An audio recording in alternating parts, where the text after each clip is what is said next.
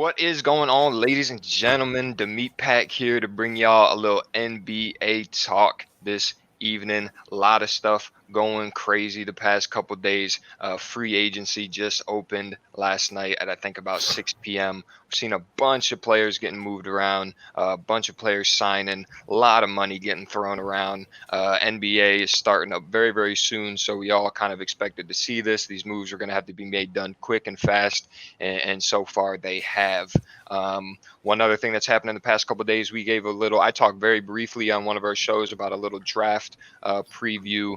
The draft as a whole, I think, this was a draft where the first three players, 1 through 3, you'd say Edwards, Wiseman, and LaMelo Ball, we're going to go 1, 2, 3. Just we didn't particularly know the order, just kind of really came down to fit. And I mean, this is a draft I look at where, I don't think there's going to be any bona fide superstars that come out of this draft. I think LaMelo has the biggest ceiling, but I think you're going to see a lot of really, really solid role players. It was kind of universally agreed that this probably one of the weaker drafts we've ever seen in the NBA. And I'm not taking anything away from the players or anything. There's some really nice players, but obviously Edwards going to the Timberwolves, so I think it's a good fit.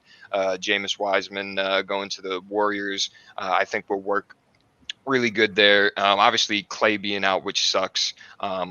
And then, LaMelo Ball going triple B jump man, going to Charlotte. LeVar and MJ can get that one-on-one finally. And, my New York Knicks here getting the man Obi Toppin, which nothing against Obi Toppin. I think he's a really, really good player. I didn't necessarily see the fit there. I think they needed some more guard play. It only shows me that they're probably going to move off Julius Randle. But there's some other big moves made there. Tyrese Halliburton, I wanted to see go to the Knicks, fell in the draft pretty far. But that's just a slight little draft recap. What we're here to talk about is the free agency and the trading and the signings that have been popping off the last couple nights. Shout out to the boy Adrian Wojnarowski, bro, for just being in the cut on these deals that are going on. One of the big ones, we're going to start here with the defending champions, the Los Angeles Lakers, who, man, it feels like the rich are getting richer. One of the things with the Lakers, I think a lot of people agree on, is obviously LeBron James and Anthony Davis are the two best players on the court. But as a whole roster, the next 7, 8, 9 guys, you could look at a couple teams who just kind of had better players all around. Like I said, obviously LeBron and Anthony Davis, it's hard to find a better two than them. But you had I think that was one of the big reasons a lot of people like the Clippers as a favorite to win the championship last year, is because I think they just had a more complete roster. But so, coming after a championship, the Lakers went out and made some moves. They obviously made a big deal with the Thunder to go get Dennis Schroeder, which I think is a great fit for that team. And then we saw a huge one last night with the boy Trez Harrell signing like a 2-year, I think 19. I think they got him for like their mid-level exception, which was insane. There was a lot of rumors that Montrezl Harrell was about to go get a bag. Charlotte was one of the teams. Charlotte's been looking for a center forever, and they just haven't been able to get one. Shout out Cody Zeller. What a bum. You know what I mean? But there's a big thing. He would have got a lot of money from the Charlotte, would have paid him. But he moves about 80 feet in the building to just go to the other locker room and join the Lakers, and I think is insane. Montrez isn't much of a defensive player, but the boy can score. He's been in multiple 6 man of the year conversations, and I see with moves what the Lakers are doing. They also signed Wes Matthews too for a small deal, little guy that can pick and pop and shoot. Big thing I like though, I think we're going to start seeing is obviously LeBron James isn't getting any younger, and we obviously saw last year just a surge. And Anthony Davis is already a very solid player, but him just really come into his own. I think for the next year or two, we're going to see LeBron. It's hard to say, and it's probably going to be hard to watch, kind of take a step back and let some of these other pieces around him, start kind of taking control just as he gets older. Shout out to the cat right there. So, I think after a while, this is eventually going to turn into Anthony Davis's team. As we're sitting right now, Anthony Davis did opt out of his contract. There's 100% they're saying that he is going to sign. He isn't going anywhere. He's just trying to take his time and figure out what kind of deal he wants to sign as far as length and whatnot. They keep saying he might sign a 2-for-1 with a player option just to match up with LeBron contractually, to see what that move is.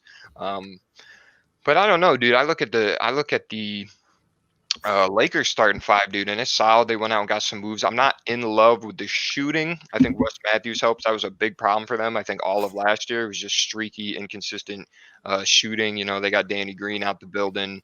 So they lost him, and then obviously Dwight Howard going to Philly to just be a bona fide backup on a small deal. And I looked at that, dude, and I think at the end of the day, Dwight Howard's a Hall of Famer. I think he's going to be, but it's like, man, you signed that deal so fast. He could have took his time. I mean, the dude just won a championship, his first championship, and he didn't play bad at all. There was a lot. This is like his sixth team in 6 years because he's just been a little inconsistent. But, to only sign like a 1-year, $3 million deal to be Joel Embiid's backup, I'm not the biggest fan of that. But, I mean, it's hard to say that the Lakers are not the favorite going into next year. What do you think about the Lakers moves there, Twig?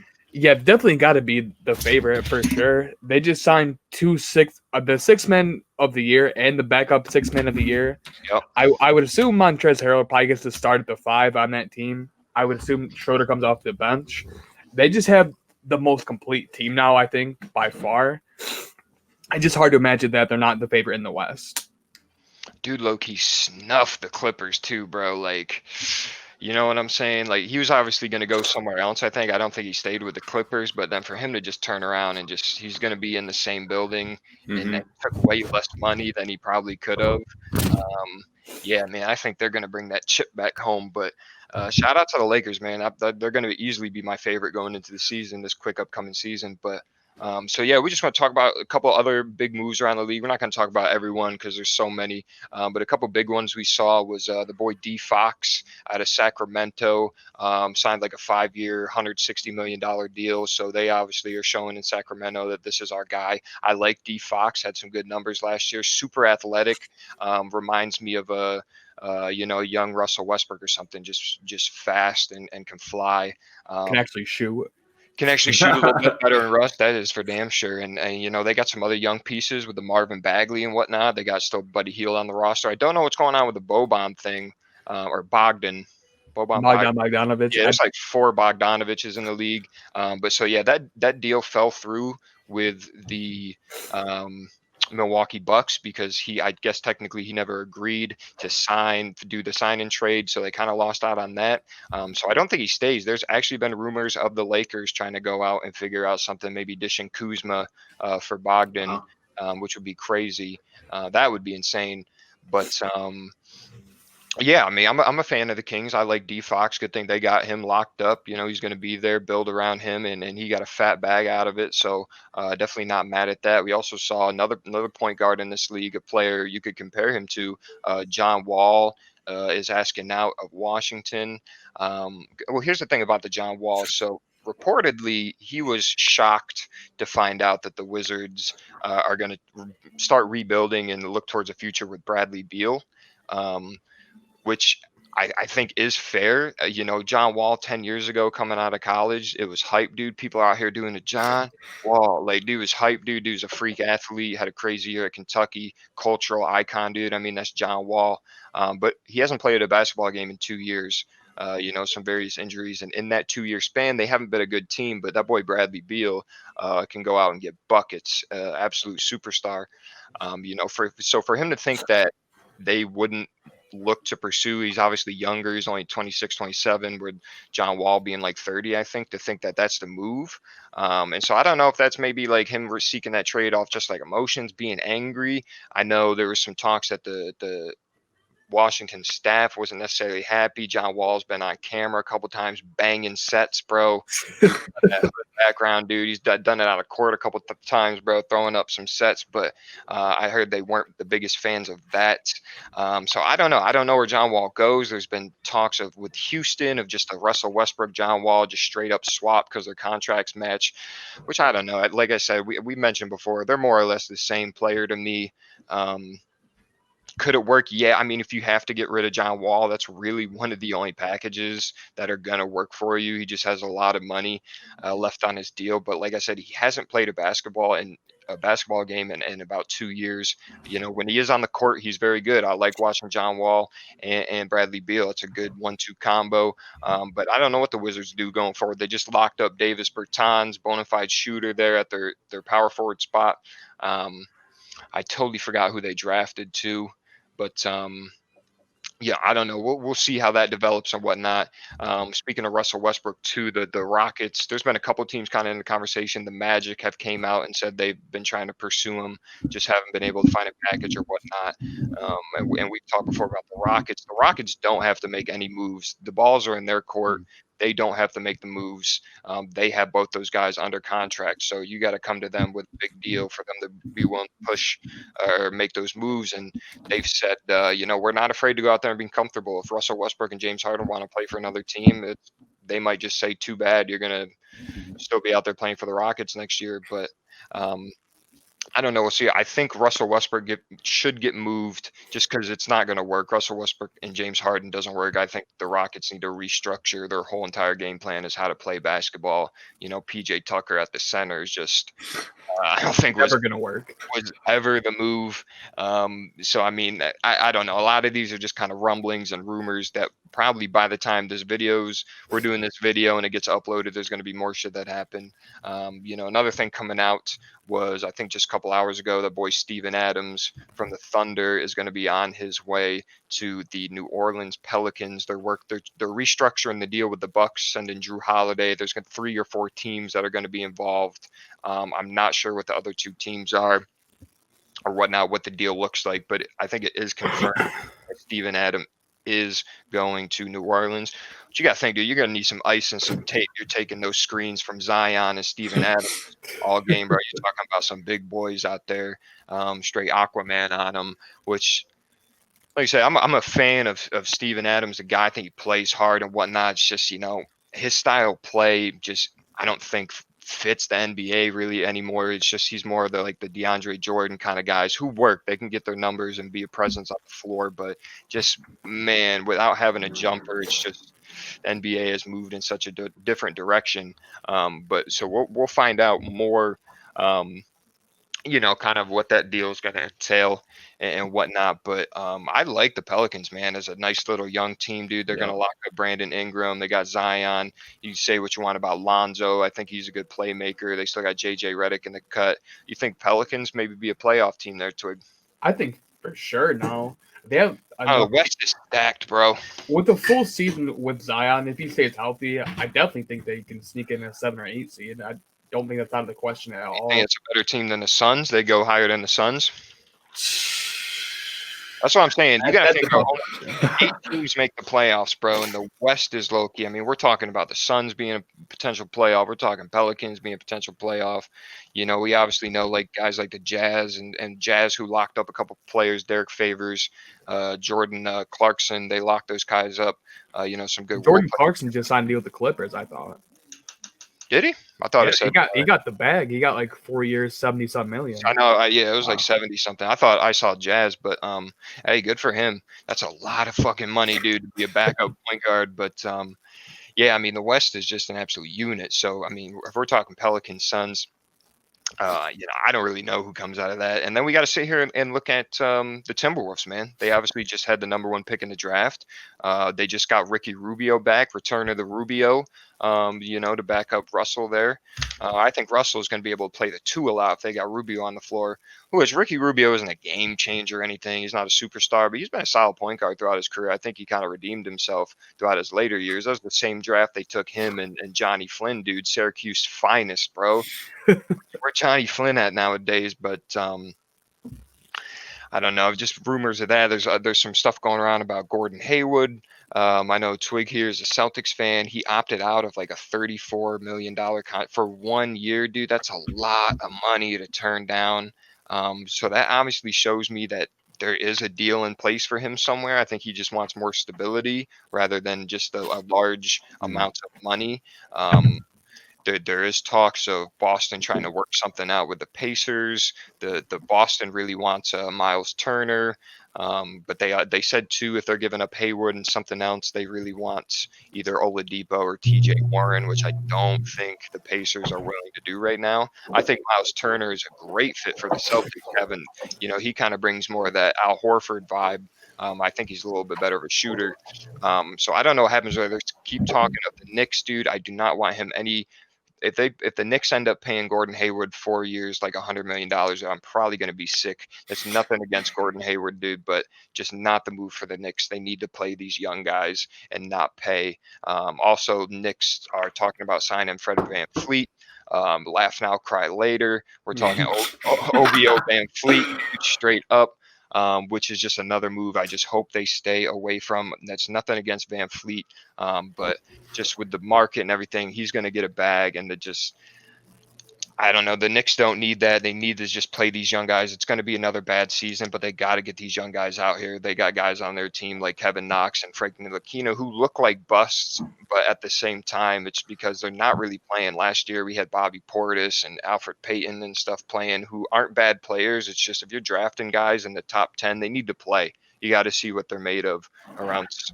They just don't look good. So Gordon Hayward, take that off. Russell Westbrook to the Knicks. Don't want to see that. We don't need that at all.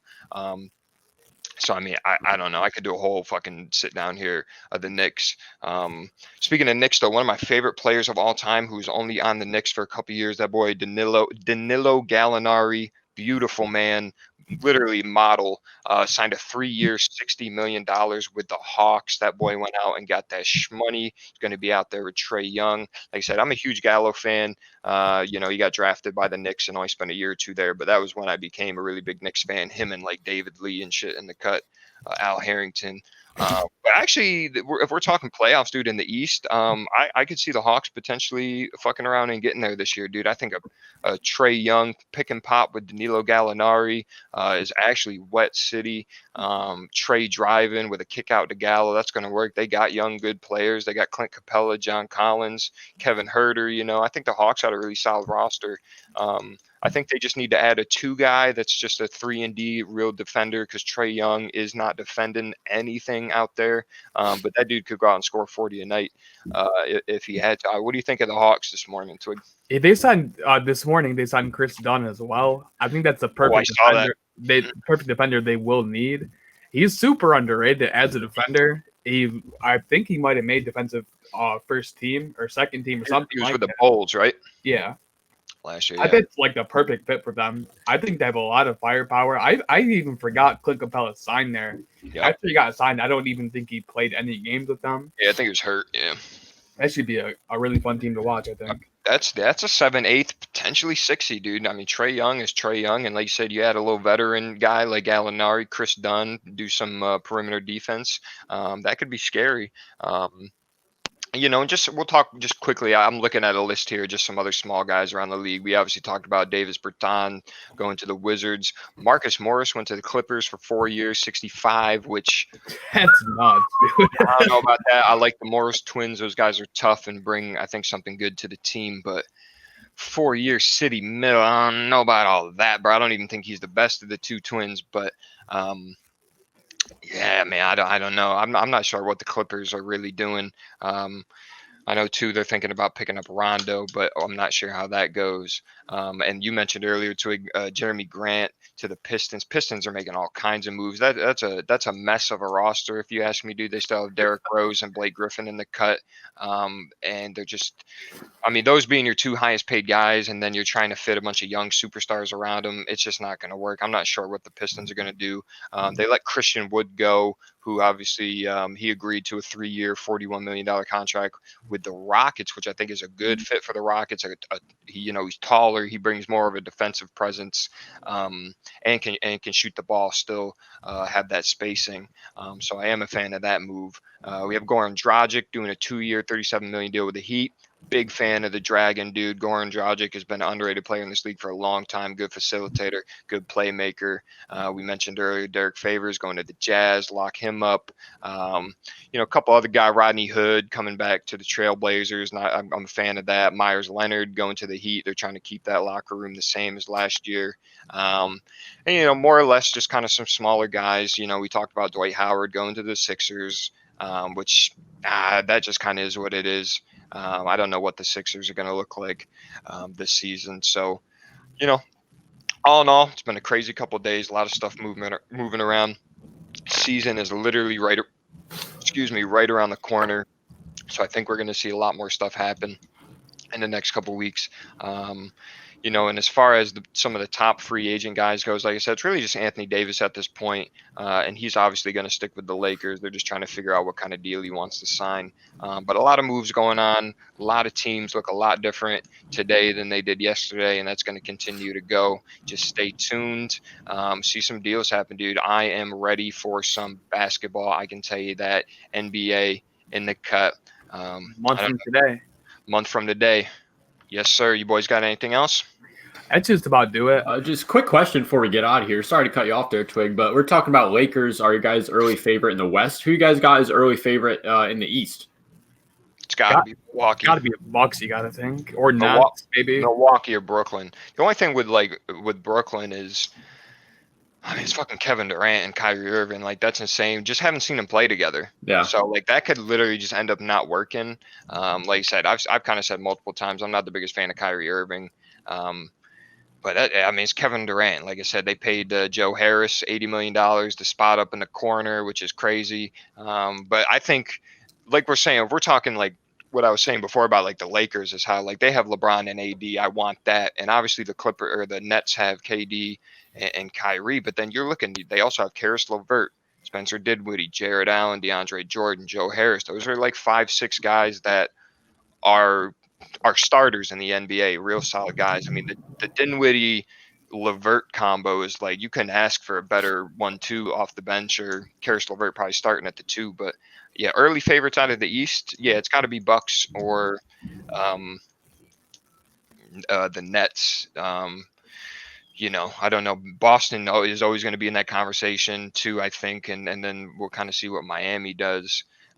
See if they can get back. You're going to see, I think, Tyler Hero and old Jimmy Neutron, Duncan Robinson get better, so they'll probably be right in that conversation. But yeah, I don't know. We'll just wait to see some more moves. Crazy off seasons, my favorite time of the year, little NBA off season. With that being said, the meat pack, fuck out of here, dude.